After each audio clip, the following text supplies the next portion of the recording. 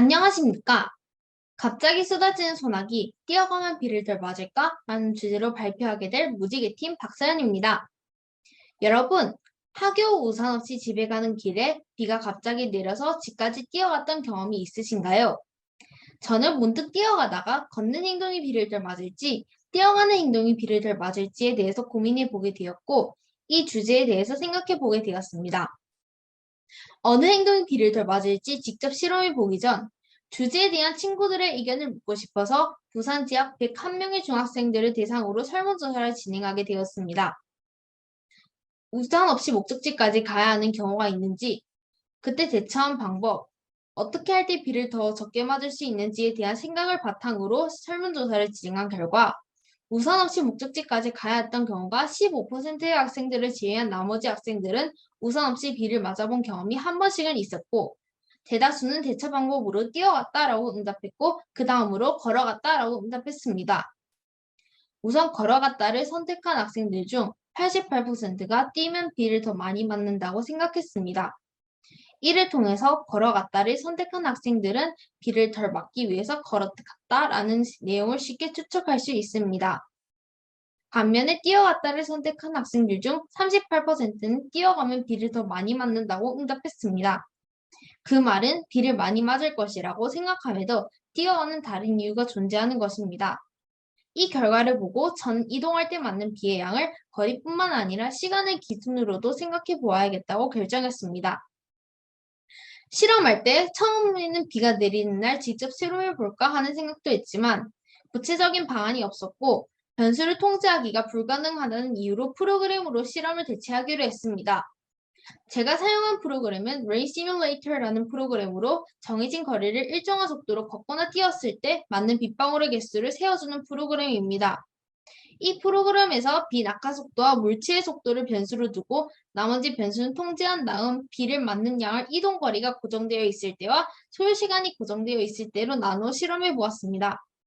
먼저 비 낙하 속도가 2m/s일 때 물체의 이동 속도를 1m/s부터 0.2m/s씩 총 20번 증가시키면서 맞는 빗방울의 개수를 세어보았습니다.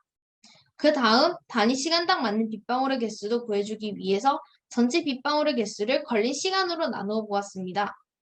비 낙하 속도를 5m/s, 8m/s로 변경해서 같은 과정을 반복하였습니다. 실험 분석 및 결과에서 왼쪽 표는 비의 낙하 속도에 따른 이동 속도, 맞은 빗방울 수, 소요 시간, 단위 시간당 맞은 빗방울 수를 나타낸 표입니다. 이 표를 이용해서 이동 거리를 고정시켰을 때와 소요 시간을 고정시켰을 때로 나누어서 그래프를 그려보았습니다. 왼쪽 그래프는 이동 거리를 고정시키고 X축을 이동 속도로, Y축을 맞은 빗방울 개수로 나타내서 둘 사이의 관계를 구한 그래프입니다. 이때는 비가 내리는 속도에 관계없이 모든 경우 강한 음의 상관관계를 보이고 있었고, 해기식들의 X의 개수를 비교했을 때는 비가 빨리 내릴수록 속도에 따른 맞는 빗방울 갑수량이 더 크다는 사실을 알 수 있었습니다. 오른쪽 그래프는 소요 시간을 고정시키고 X축을 이동 속도, Y축을 단위 시간 딱 맞은 빗방울 개수로 나타내서 둘 사이의 관계를 구한 그래프입니다.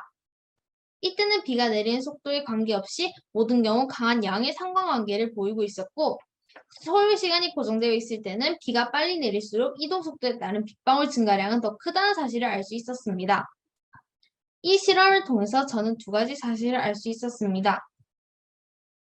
첫째, 설문조사 결과 비가 올 때 우산이 없는 학생들 중 대다수는 목적지까지 뛰어갔고, 이때 비 맞는 양은 목적지까지의 이동 거리와 소요 시간을 고려해서 판단해야 합니다.